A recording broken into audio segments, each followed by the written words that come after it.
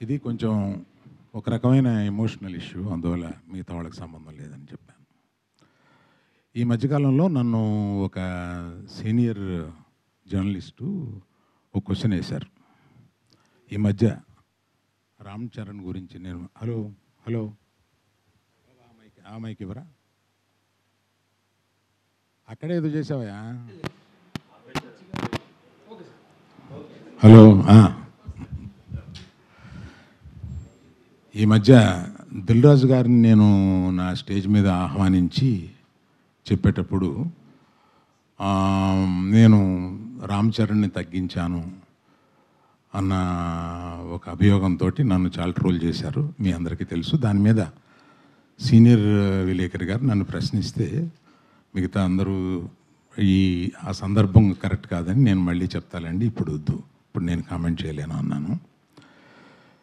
దాని మీద మీకు అంటే పబ్లిక్కి నేను చెప్పాలని అనుకున్నది ఏంటంటే, ఆ రోజు దిల్ రాజు గారిని ఆహ్వానిస్తూ ఆయన ఒక్క వారం రోజుల్లోనే కష్టాలు నష్టాలు ఇన్కమ్ ట్యాక్స్లు ఇవన్నీ అనుభవించారు అని పరిచయం చేయడానికి ఇన్అడ్వర్టెంట్లీ అంటే యాదాల ఉద్దేశపూర్వకం కాకుండా ఆ మాట అనాల్సి వచ్చింది.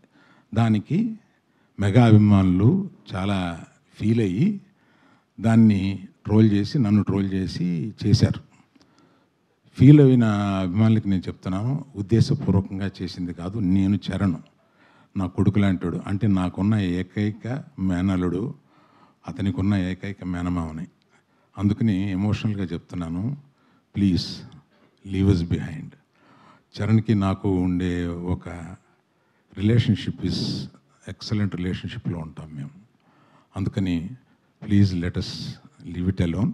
అది కేవలం పొరపాటున నేను దిల్ రాజు లైఫ్ చెప్పడానికి అది వాడి ఉండకూడదని అనిపించిన తర్వాత నాకు. Thank you for your understanding అండి.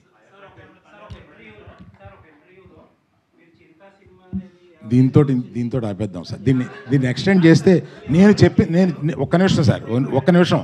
నేను ఎమోషనల్ ఇష్యూ అని చెప్పాను. నేను చెప్పిన దానికి విలువ లేకుండా పోద్ది. దీన్ని ఫర్దర్గా తీసుకెళ్తే అందులో కొంచెం ఇంకో హెడ్డింగ్ వస్తుంది. ప్లీజ్.